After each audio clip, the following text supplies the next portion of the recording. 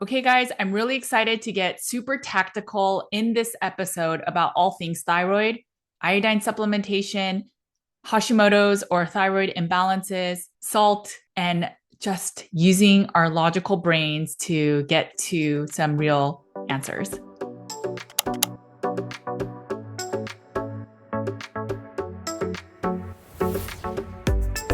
Hey guys, my name is Judy Cho, and I'm board certified in holistic nutrition. And I have a private functional medicine practice where we have worked with over 2,000 carnivore patients, get closer to root cause healing. And we often start with the Carnivore Cure's all meat elimination diet. So there's a video I did about 2-ish years ago that has the best, no, I'm kidding, it's the worst audio quality. And I really apologize about that.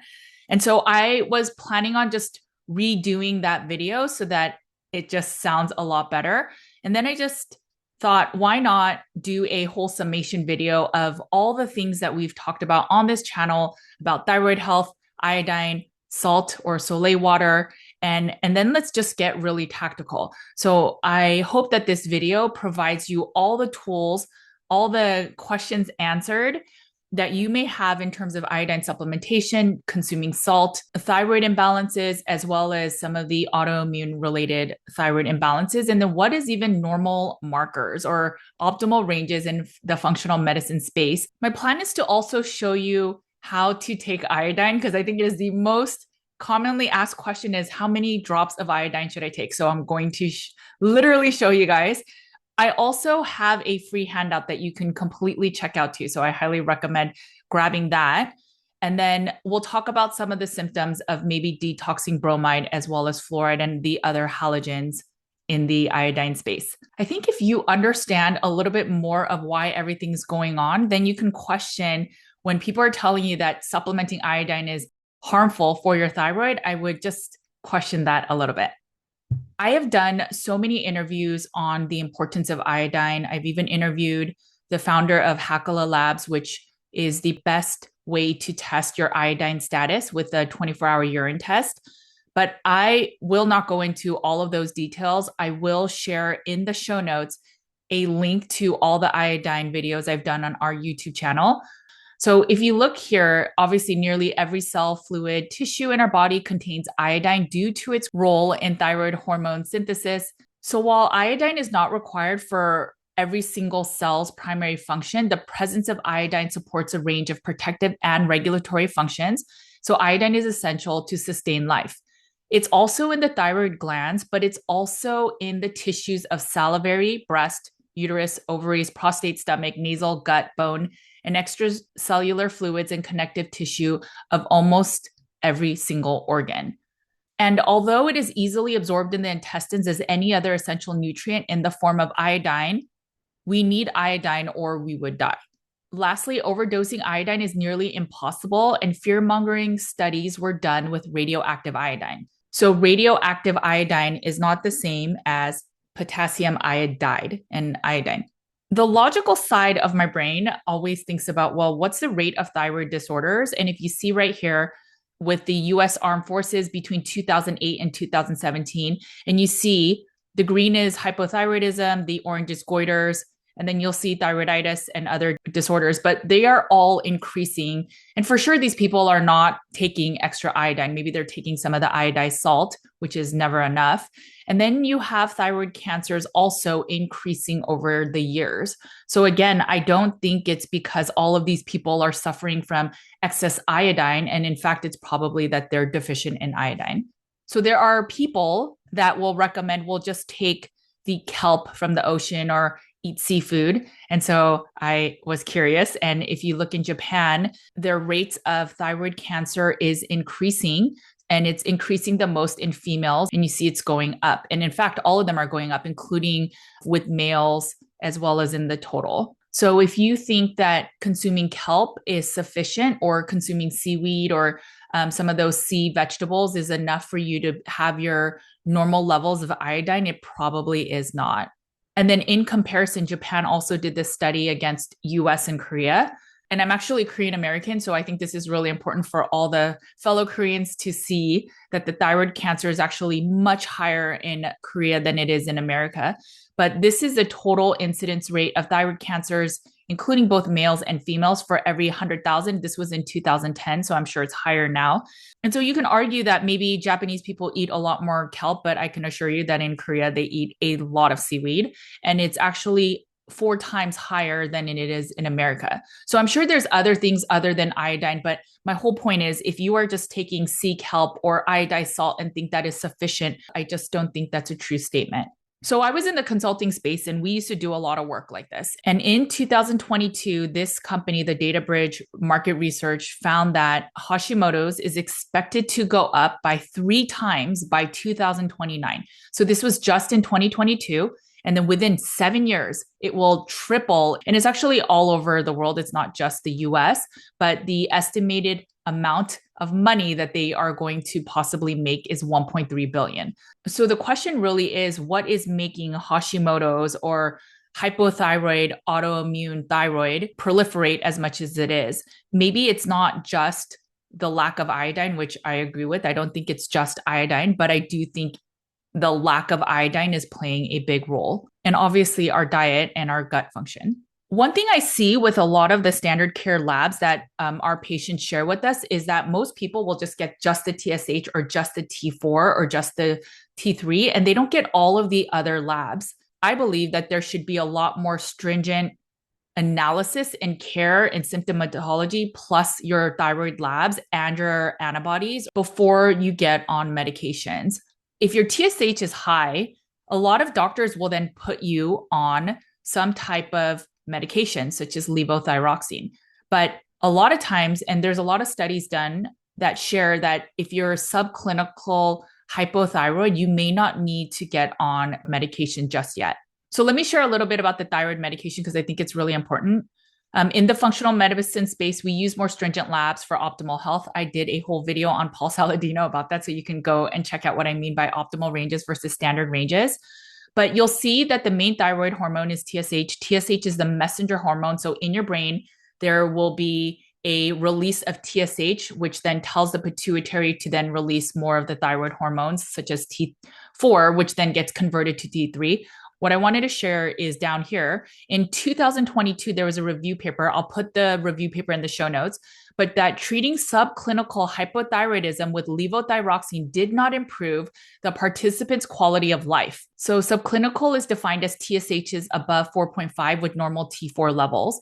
And then in August of 2022, a retrospective cohort study with 412 participants showed that after 3 years of having subclinical hypothyroid, 95% never became overtly hypothyroid. What that says is that in August of 2022, they did this retroactive cohort study. And again, I'll put that in the show notes.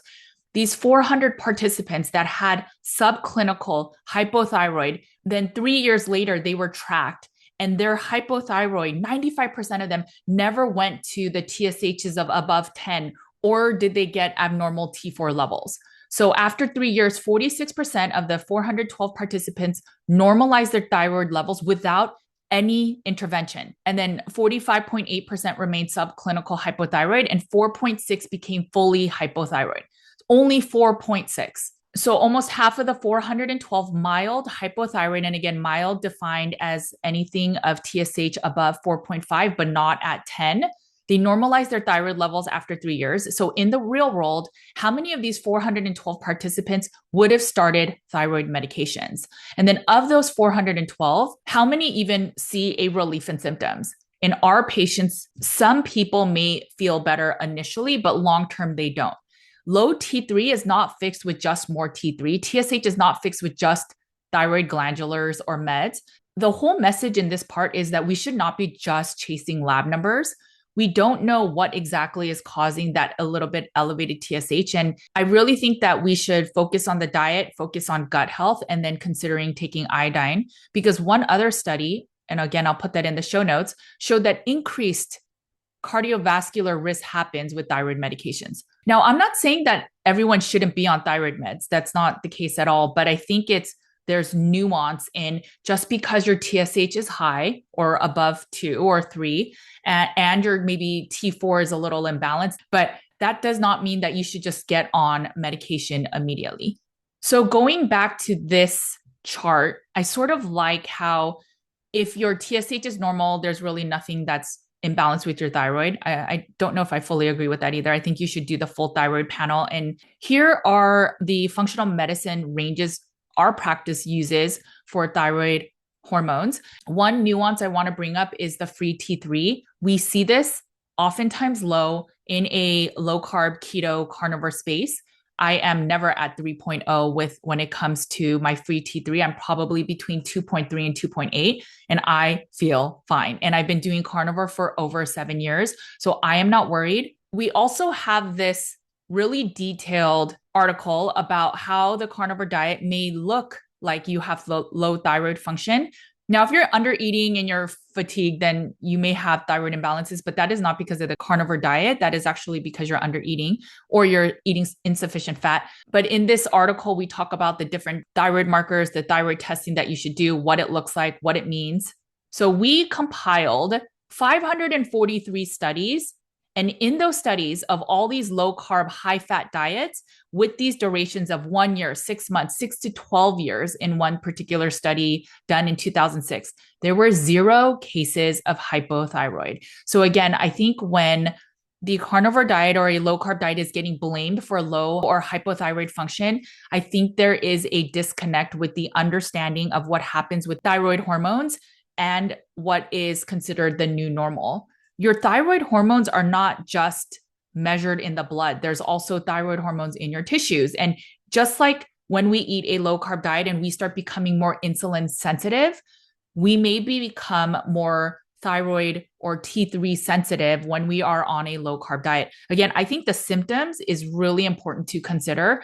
And if you are eating sufficiently and you are eating sufficient fat on a carnivore diet, and now your energy is tanking or your thyroid markers look imbalanced, I would actually test your cholesterol markers and see if you are even processing the cholesterol well. And then if you are not, so if you end up falling into the lean mass hyperresponder or the LMHR group, you may have other imbalances that are beyond the diet. And the diet itself is now showing you where those imbalances or where you may want to dig deeper. But all the other ranges on this, we agree with. So the TSH, I don't like it to see it above 2.5.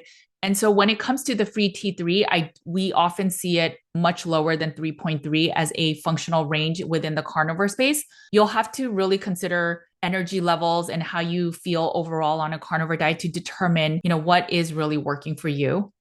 What I do recommend is not going to a thyroid expert that is not versed in the carnivore diet, because then their functional ranges are going to be completely different. And especially if you're taking iodine, so you'll see a reduction in free T3, then your TSH might go up because of your iodine intake. And so a standard endocrinologist or somebody that is looking at your thyroid is going to say that you probably need levothyroxine or one of the other synthetic thyroid medications. And I just don't know if that's true. I wanted to show you a couple labs and the context of it so you also understand how to measure iodine. So this is through Bloodwork. You can just go to like a LabCorp or Quest, and it shows that this person's iodine is pretty good. It's 82.8 when the higher range is 92, and this person does take iodine. But many of the interviews I did talked about the weakness of blood levels for iodine. And so here are some of the reasons. One, it's short-term indicator. So when it's in your blood, it's just that you maybe had a surplus of something you're eating, the iodine intake you had, but it's not definitive that it's getting into your tissues. The second one is that iodine is mostly excreted in your urine. So a blood lab test range for iodine is not as sensitive. So again, it may show that there's a surplus in your blood, but it may not be reaching your tissues. And so that's why that urine test is more valuable. So you may be sufficient in your blood, but that does not mean it's sufficient in your thyroid as well as your other tissues and cells that need iodine. The iodine blood work also doesn't show the influence of other halogens. So bromide is another one, so is fluoride. So bromide can hinder the iodine getting into your tissues, even if the iodine looks sufficient in your blood. So if you guys remember this in, I think, elementary school, but this is the periodic table of elements, and they are grouped by the different types of metals or non-metals. So if you see here, this green color is the halogen, which is column 17 right here. And you see that in column 17, that these halogens essentially can compete with each other. So in this section, you'll see fluoride, chloride, which is part of the salt, bromide, iodine, and then there's a few others. But we use fluoride in our waters. We put it in our toothpaste. We use it when we go to the dentist, and people actually pay more for this really toxic substance to basically ensure that we won't get cavities, but it is so not ideal for our health, especially for our children's health. There has been studies that show recently that your IQ will lower by consuming any amounts of fluoride. When you go to the dentist and they ask for fluoride, the answer should be no. There should be no fluoride in your toothpaste, and you should filter your water so that there is no fluoride. Now, it is very hard to find water filtration systems that remove the fluoride, or you can take iodine. And so iodine will replace some of the fluoride that you may be consuming. Chlorine is another one, or chloride. So if you consume salt, that is another way to reduce some of that. And then bromide. Bromide is in everything. It's in some of our foods. It is mostly in our furnitures, our clothes. So when you see clothes that say this is non-flammable, that is where you will see a lot of bromide. So every time you sit on a couch, you breathe in the bromide, and then you have an excess amount. So this is where we talk about the halogens and how they all compete with each other. So even if you were consuming some amounts of iodized salt, they will be competing with the fluoride and bromide you are consuming. So just to make this really comprehensive, I'm going to share a little bit about that unrefined salt in case you guys don't go to the links. So table salt is heavily processed in bleach. It contains no trace minerals. It often has flaky residue from oil digging. Yes, that's so gross. And it contains additives such as synthetic iodine, sodium bicarbonate, fluoride, again, fluoride, sugar, anti-caking agents, and aluminum derivatives. Some salts in their ingredient list, you'll see that it has dextrose, which is like that form of sugar. And iodine from table salt is not a good source of iodine. In one of the interviews, or maybe it was Dr. Brownstein's book, but he talks about how a lot of the table salt's iodine evaporates before we even consume it. So yes, we may not be getting goiters or like the big bumps in our necks, but it's not enough to keep us sufficient in our needs for iodine. So unrefined salt is all the other salts. It's the sea salt. It is the pink Himalayan salt. It is all of the other salts. So there's little or no processing. Mostly these unrefined salts are mostly sodium, magnesium, and calcium. Obviously, it's mostly sodium though. It contains 80 plus of the trace minerals such as iron, magnesium, manganese, and zinc. And this is why I like Sole water, and I'll explain that a little bit more soon. And it boosts the creation of digestive enzymes and juices, and it supports the balance of minerals in the body. In Dr. Brownstein's protocol, he recommends when you're taking iodine to also take sodium or salt.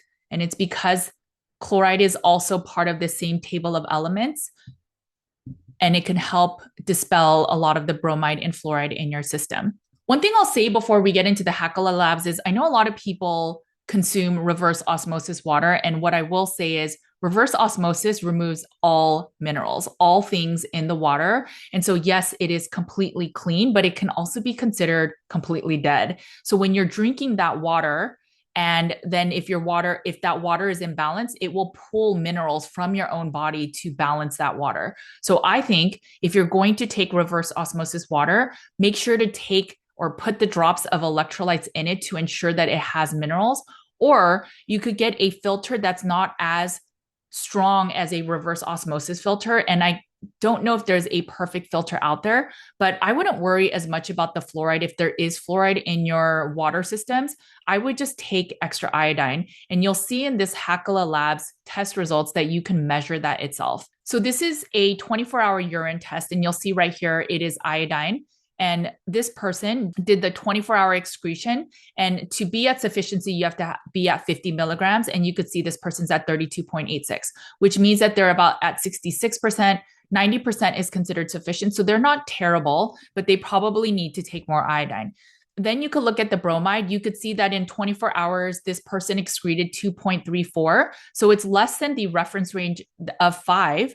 But the national average for urinary bromide is about 1 to 2 milligrams. So they're still a little bit over. And as it says on the bottom, any level of bromide should be addressed as it competes with iodine for receptor sites and inhibits iodine absorption.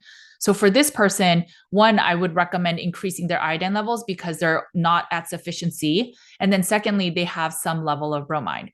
This person at 49.54, they are at sufficiency. So they're at 99%. I think this is the only person that we tested that is at sufficiency.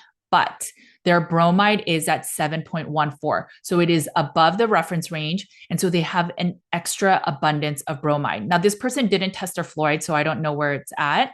So even though this person is at sufficiency with iodine, I would recommend this person taking more to basically dispel the bromide that's in their system. So this person, for their iodines at 37.84 at 76% sufficiency, they're almost at 90, so they should probably take a little bit more. Their bromide is within range, so I'm not concerned. But again, you could see their fluoride. Their fluoride's at 4.03 when the reference range is 1.3. And fluoride is neurotoxic, has a negative effect on bone health, and interferes again with iodine metabolism. So even for this person, they should take more iodine than they're currently taking to dispel their fluoride. So as you can see from just these examples, most people are deficient in iodine, even with the gold standard of that urine test. And even if you're sufficient with iodine, if you are being exposed to extra fluoride or bromide, you still need that extra iodine to dispel those other toxins.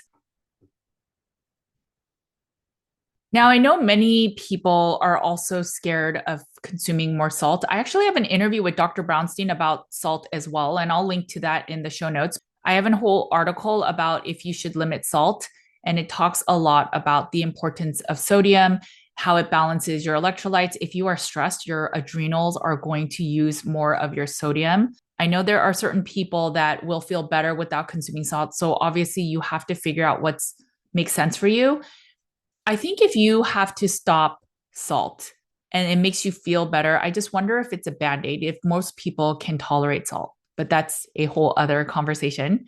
If you are curious about your iodine levels, you can do the 24-hour urine test. You have to collect your urine at different times of the day after taking a 50 milligram, not microgram, but milligram. Here's our sample iodine protocol. It is free. All you have to do is sign up. We have a sign up page right here. I'll put this in the show notes, but once you download this, you can get that free guide. And so the free guide basically tells you the different products. You can, again, test for that 24-hour urine test. Dr. Guy Abrams and Dr. Brownstein researched that 50 milligrams or 20 drops for 3 months proved iodine saturation in the body. When I interviewed Dr. Brownstein as well as Lynn Farrow, they talked about how much iodine to use. And really, the research shared by Dr. Guy Abrams and Hakala Labs showed that there really is no amount that will make you overdo iodine. And I know that's very controversial to say, but you will literally pee it out. If you are really deficient, the studies show that maybe 50 milligrams for 3 months can start supporting you in sufficiency. Again, you could do that 24-hour test if you're really worried, but most people that we have tested are always deficient. So if you guys downloaded the free handout, this link that I'm sharing right now is in that handout, and you can measure how much of your iodine that you actually need. In the US, it's kind of hard to get the 5%, but you can always do the measurement. But we normally use the 2% one, which is this one. It is 94% distilled water, 4% potassium iodide, and 2% iodine. For my clients, we will start at 1 drop, and we recommend starting 1 drop in the morning because iodine can start waking up or stimulating your body, the cells, the tissues, the thyroid that needs it. And you may also detox some of the bromide and fluoride. So we always recommend just 1 drop at first. But you'll see all of these bromide and fluoride detoxing symptoms when you take iodine. So you could see it's pretty much everything. One big thing we see is that people will all of a sudden really feel hyper. The other thing is that people start getting like little acnes around their body, and it's because their body is detoxing. Sometimes you may need additional detox support, such as liver and kidney support. These are things that can happen when you take iodine and your body has been so deficient, especially if you've been hypothyroid for a very long time. So we'll start with 1 drop in the morning, and then we will slowly add, I think it's like 6 drops. So that will get you to about 15 milligrams. And remember, they said 50 milligrams, not micrograms, milligrams, which I know is so blasphemous for the people that are against taking iodine. But I think if you get to 12, it puts you at 30. So we don't always get people to 50 milligrams because it might be a lot. And people also start to feel some effects or some adverse effects. So you can always start really slow and then you can use this calculator to figure out where you want to be. I think for maintenance, we put people on about 6 drops, which is about 15 milligrams. But the 50 milligrams for a 2%, so this one would be 20 drops. So you would need 20 of these drops to get to that 50 milligrams. So in this part of the video, I'm going to get really tactical. And so I'm going to stand so I don't make a mess at my desk. All right. So this is 800 milliliters of water, and it's just filtered water.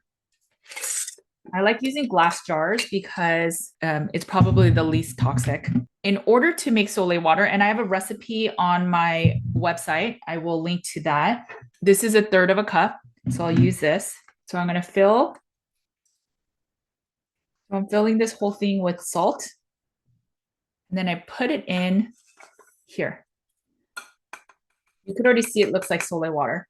All right. So the reason I like Soleil water is because here's my logic in it. Your body will break down salt and food as soon as you eat it.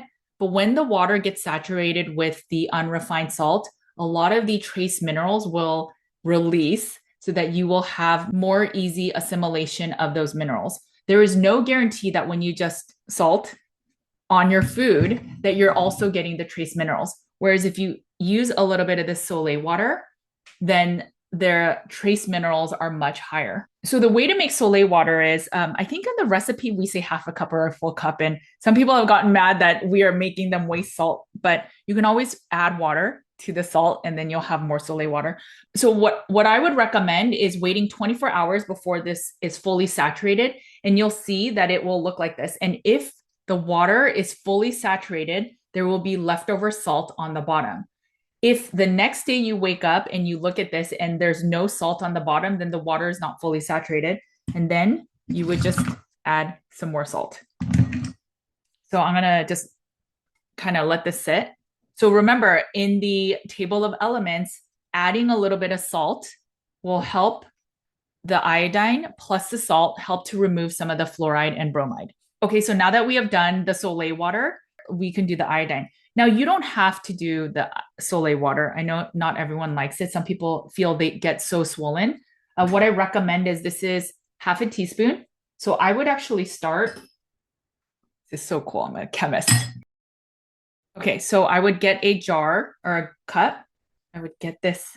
So pretend that this is fully saturated.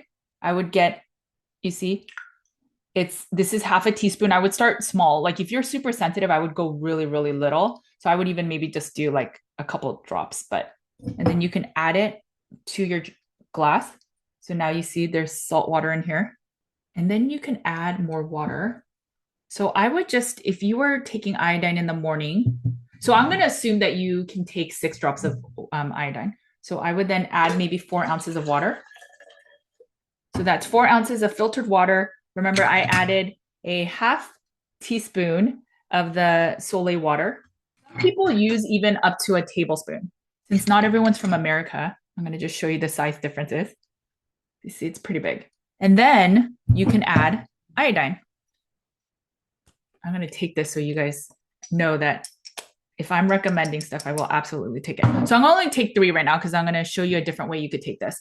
So 1, 2, 3. Okay.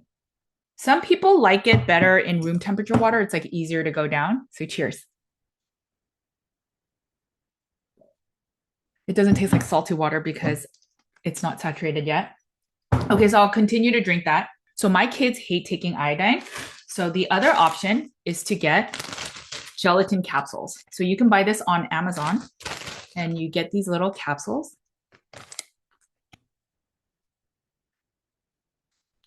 Open it up. And then you have to consume this quickly because it will disintegrate the capsule. But I will add, here, I'll add 6. So 1, 2, 3, 4, 5, 6. So cool. All right, so I'm going to chase this.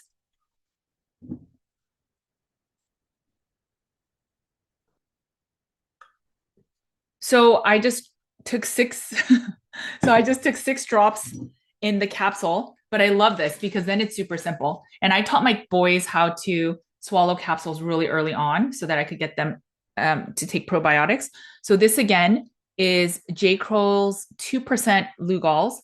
And if you take the 5%, you'll have to use that website to see how much you want to take. Then I'll just finish this water. So that's how you can take iodine every day. And so I'll add a little bit more salt water so I can detox. Cheers. If you want to get super economical, you can use, and this is the original video, the tincture of iodine. So it's technically a first aid antiseptic. It's pretty cool. I think if you have young children, you could just carry this around, and if they get an open wound, you can put this on. It is 47% alcohol.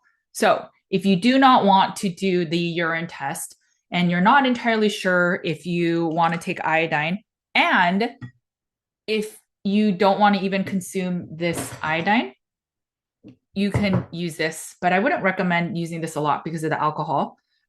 If you're sensitive to alcohol, you can't do this. But in our nutritional therapy school, we did learn this. This isn't the most perfect test, but what you want to do is paint your arm. So I really like coloring when I was little, but you can make a big square. You could decorate, you could do whatever you want, but you really want to really color. I'm going to make it a perfect square. Okay. So, or a rectangle. Okay, maybe not. All right. So what you want to really do is make this really, really bright. So the thought is that if you're saturated with iodine, this will not really go away. And then even in 10, 12 hours, you'll still see a trace rectangle or like a trace amount of the iodine on your arm. So obviously let this dry, otherwise it's going to stain your clothes. If this goes away in like 2 to 3 hours, then you are most likely very deficient in iodine. Now, again, it's not 100%, but it'll at least give you an idea. I used to use this on my kids because they couldn't swallow capsules at that point. And so by doing this, I would get them a little bit of iodine. Now, again, there is alcohol in it. So if you're sensitive to alcohol, you have to be careful. So if this is gone in 12 hours, you likely need iodine. And as you could see in Japan, in Korea, it is not just that you need sea kelp or sea vegetables to be sufficient in iodine. I just don't think it's enough. We have so much fluoride and bromide in our world now that it is really hard to have sufficient levels of iodine when really our foods don't have it. Our seas are really depleted of it. And so you just want to make sure that you're taking enough iodine. If you are super deficient, so let's say this goes away in like 2 hours, I would start with 1 drop, see how you do with that, see how your body feels. Like I can feel my body warming up right now from the iodine. But if you feel fine, then you could take more. And then I guess you could, if you really feel like you're very deficient, you could go up to the 50 milligrams, which is 20 drops. When I again interviewed Dr. Hakala, he said that it's really impossible to overdose, but you could play it safe, only do 6 drops. Again, use that website to see, where you feel most comfortable. If you start feeling really off or you're not detoxing as well, you might want to slow down. Okay, so I just finished recording, but I forgot to bring this up. So when you are done with the Soleil water, you don't want to add the metal lid. This is technically considered active, and minerals balance each other. They are heavy metals and there's other metals. But so what I use is parchment paper, and I cover the lid like this, and then I just rubber band it. And if you have the Soleil water around long enough, it'll start forming salt crystals. So if you see, I just close it up and I put this lid instead of using any metals so that it doesn't impact the Soleil water. And then you could get your scooper. But yeah, you don't want to use that metal lid. And when you take out the water, you also don't want to use a metal spoon. You probably want to use a plastic one in that case, because again, it can interact or interfere. Okay. So let me answer a few of your questions that came in, and I'm pretty sure I'm not going to get to all the questions, but I will try to answer a handful. Hey guys, just a really quick interruption. If you notice, we don't really run ads on this YouTube channel. And just being fully candid, instead of making money on external sponsors, we really wanted to share more about our functional medicine practice so that if you ever need it, you know that what we offer and what we can provide in terms of service and products. If you didn't know, our private practice has one-on-one sessions. We have packages. We do group calls with SIRS and with mind-body or nervous system regulation. And we also do a lot of functional tests. Some people do a complete wellness panel with us. So once a year, they get a detailed, comprehensive blood work to see how their health is doing. We also do functional tests such as stool tests to see if you have parasites or candida or H. pylori. We also do a lot of the Dutch urine as well as saliva tests to make sure that your hormones and thyroid is functioning well. Our flagship is our symptom burden, where we really trust the innate wisdom in our bodies. And so we are trying to see what symptoms do you have, because oftentimes a combination of symptoms is related to a specific system. We focus on gut health, where we try to get people's gut healing, because most of our immune system is in our gut. If you make your own body stronger, you will be a lot more resilient to everything that is in our toxic world. We believe in wellness for all, and not everyone can afford to work with us. So we provide a lot of free guides, free ebooks, free downloads, free tactical things to get you healing in your wellness journey. We also write comprehensive, detailed articles. For example, why a carnivore diet may have lower T3 markers, but may be in fact okay. I hope that the content I share is enough for you to get healing. But if the needle is not moving enough with a carnivore diet, with lifestyle changes, with mind-body work, if it's not moving enough when you are working alone, just know that we have the services to support you when and if that day comes. Because we are holistic health, we also have a prescriber. So if you are on thyroid medications or hormone medications, or you need medications for SIRS, we are able to walk you through the process. Our goal is to get you off most of your medications. All right, guys, thank you for being part of this community. Let's get back into the video. There's a study that shows that Hashimoto's might actually be related to fluoride toxicity. Again, I think that's where even more so than you need iodine. If you think about how we have more Hashimoto's and hypothyroid and hyperthyroid and Graves' disease, it is not because people are taking more iodine. And in fact, it's because we have less iodine. But iodine will compete with fluoride. So that is a quick fix if you are worried about the fluoride. We have seen enough patients in our practice where people are truly healing, especially the thyroid imbalances, with a carnivore diet by eating higher fat and then adding the iodine. The reason I recommend taking the iodine in the morning is, again, because there's that boost of energy. Sometimes people feel all of their cells waking up. And so it's just better to take it in the morning so that when you're trying to go to bed, it's not impacting you. The biggest question I get is, can I take iodine if I have this disease, or if I removed all of my thyroid or removed part of my thyroid? And the simple answer is yes. As I mentioned earlier in this video, your thyroid is not the only gland or organ or cells that use iodine. It's used by many other areas. And additionally, as we are so inundated by fluoride and bromide, you absolutely want to take that iodine to have it compete. Iodine for kids. I have given my kids 6 drops of the iodine. I don't think there's a specific answer. I think if your kid is more Hashimoto's, hypothyroid, which we have young kids in our practice, I think the youngest we have is 4 that has Hashimoto. So that person may need more. We had this one 16-year-old patient that was really Hashimoto's. They got on iodine, and that made their Hashimoto's go into remission without changing their diet too much. That is not for everyone, but we have seen a crazy case like that. The iodine is so important, but if you don't change your diet, it will not fully heal you, especially if you've been struggling with Hashimoto's or hypothyroid for a long time. When it comes to kids, I will err on the side of 3 to 6 drops with my kids. My oldest is 10, my youngest is 8. And so it really depends on your comfort level. You can always do the 24-hour urine test on your child and then look at symptoms. Do they seem like they have more energy? Is their skin better? I think all children could do better with iodine. I absolutely think it's so important, especially if they're getting exposed to fluoride. And as I mentioned, fluoride can reduce your IQ levels. So for me and my children, we absolutely give them iodine. And I'll put a video of Aiden taking iodine a long time ago, and he's a trooper. He can consume it without putting it in these capsules, but we always put it in the capsules now. Okay, guys, I hope that this video makes the iodine conversation a lot more tactical, logical, simple, and then it gives you all the tactical tools to make your own Soleil water, use iodine, and then also do the skin iodine patch test. And again, this is the tincture of iodine, and it's a first aid antiseptic, and that's it. So I hope that this video was super helpful.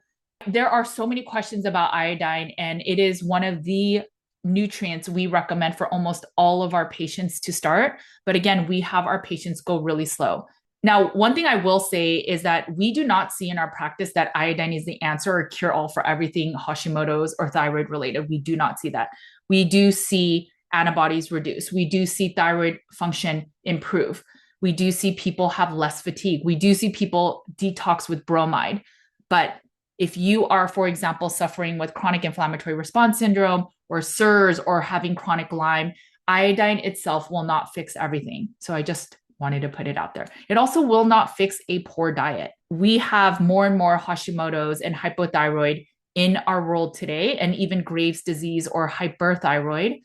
But it is not because we are taking excess iodine. Just think about that. And so when we are being told to fear monger iodine, you have to wonder why that even is the case. I will link to everything in the show notes. Make sure to learn more about it if you are not comfortable taking iodine. But I hope that this video tactically was so helpful so that you know how to get started. All right, guys, make sure to eat a lot of meat. Consider iodine. Take care of your bodies because it is the only place you have to live. I will talk to you later. Bye, guys.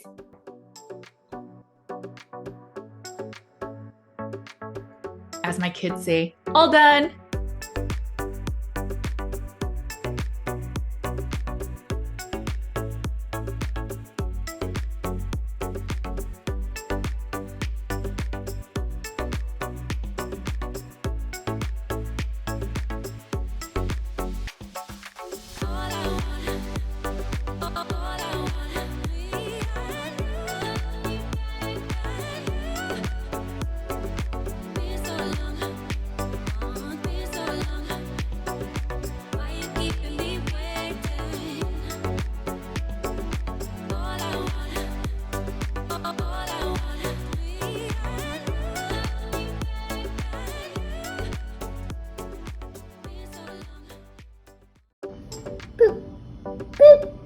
Did it?